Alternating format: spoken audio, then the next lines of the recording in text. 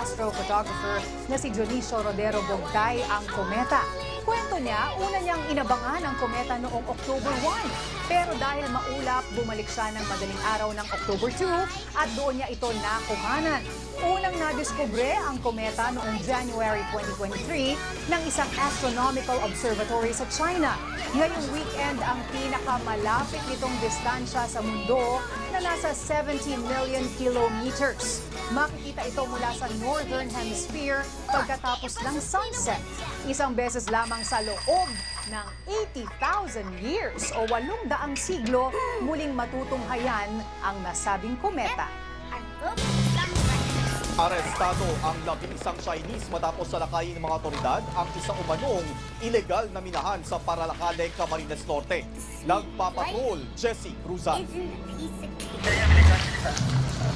Sa bisa ng isang mission order, sinalakay ng pinagsanib na puwersa ng Bureau of Immigration, Presidential Anti-Organized Crime Commission o PAOK at iba't ibang unit ng local authorities ang minahan na ito sa Barangay Tugos, Paracali, Camarines Norte, pasado alas 8 linggo ng umaga.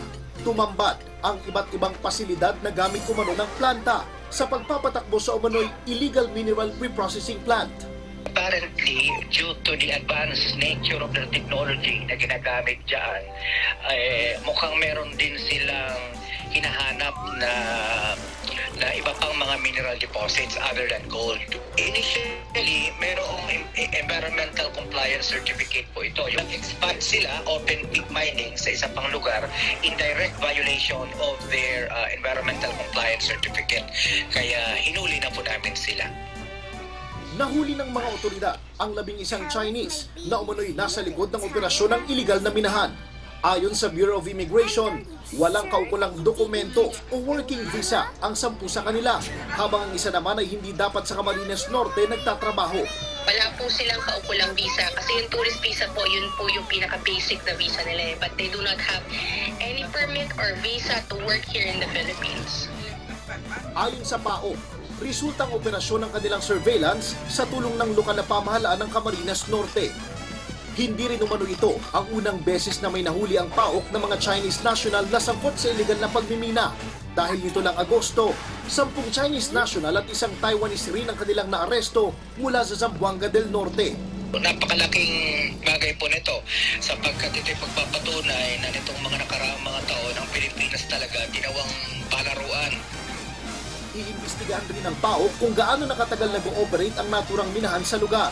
Malamang makakasuhan ito for violations of our Philippine Mining Act, violation din doon sa compliance ng Environmental Compliance Certificate.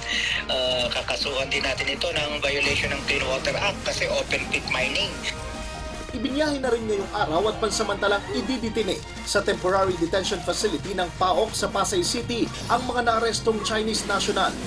Nakatakda silang isailalim sa inquest proceedings sa susunod na araw para sa kasong undesirability at iba pang immigration charges. Sinusubukan pa ng ABS-CBN News na kunin ang panig ng kumpanyang nagpapatakbo sa minahan. Jessie Cruzan, ABS-CBN News.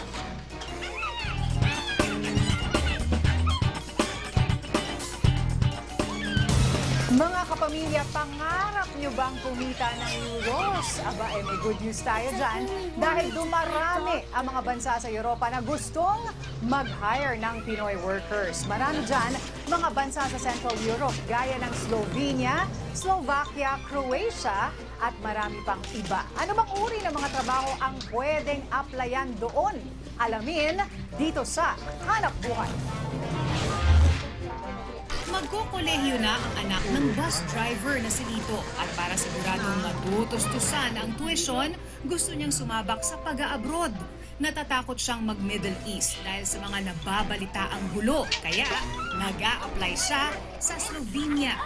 Magandang lugar, magandang tapos malaki ang value ng pera nila. Pag sinabing Europa, mayamang bansa, kaya may engganyo ka. Si Silvestre naman dati nang nagtrabaho sa Qatar pero nag-a-apply din sa Slovenia kahit bago sa kanyang pandinig ang naturang bansa. Maganda naman ang nabasa niya ayon sa kanyang research.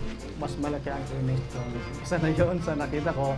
And then, ang sumunod is, as part naman siya ng Europe country, so, yun ang pumasok sa isip ko. Siguro mas maganda ang ibibigay sa akin na opportunity